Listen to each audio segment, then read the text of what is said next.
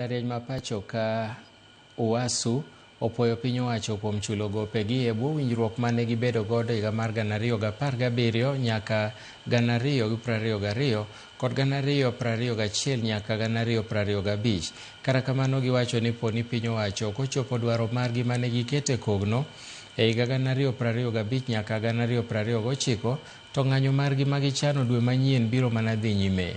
Jafwambo marwa e kaunti ma Migori George Juma nigi ler mathoth. E kinde ma jopuonj mbalariany koro buonjo bang' piny owacho chulo gi gopegi maromo bilion 6.8 kawe kod winjruok mane gibedo godo kod piny owacho mar higa 2017 nyaka 2021 kaachiel kod mano mar higa 2021 nyaka 2025. Tenruok mar jopuonj mbalariany kata kamano oramo ne gibiro bedo kod ng'anyo dwe manyien poni giketo kokgi e winjruok kata CBA mar higa 2025 nyaka 2029. Jagoro maduong' mar jopuonj mbalariany e pacho kae Constantine Wasonga moriko ni wuoyo e kind odiechieng' mar somo manie Obagi kod jopuonj mbalariany mar mbalariany Marongo ne wane gimor kod chudone mabende nyaka sani koro piny owacho koro osechiwo. Kata kamano dwaro gi mamoko bende koro nyaka chopie. Thank the government for honoring the obligation. So the historical arrears are now done. Same time, that arrears should not be pegged to salaries. The arrears for 2017-2021 should be paid separately and give members of staff pay change advice. Also, the arrears for 2017-2021 are different pay change advice. Wasonga kata kamano wacho ni dwaro maggi mamoko moting'o sara malong'o ni jopuonj mbalariany. Okumba mar thieth makare magidwaro e bwo winjruok magidwaro ni koro bedi mong'ere kaka CBA 2025-2029 nyaka chope kod piny owacho to nono to ng'anyo margi mar dwe manyien biro dhi nyime. Our strike is pegged on 2025-2029 CBA. Very good.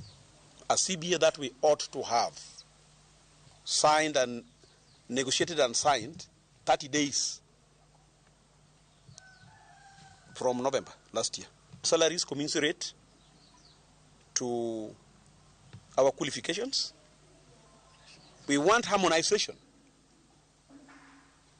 of allowances in public universities.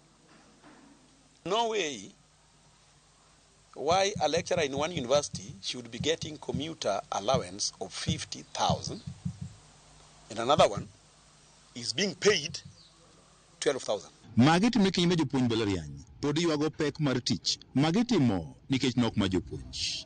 The university management requested our members to pick up an extra load by taking one extra course, which we accepted.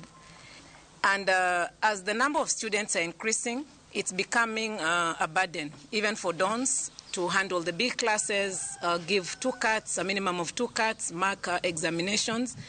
And so it's our desire that our members go back to the 3 stipulated courses, which is what is in our CBA and is what is accepted by law.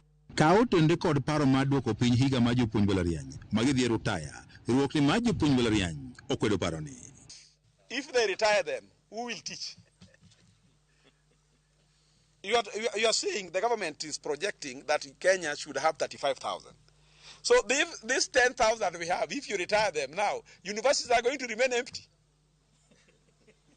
I want the person who came up with this retirement circular to do assessment and know the impact of that circular.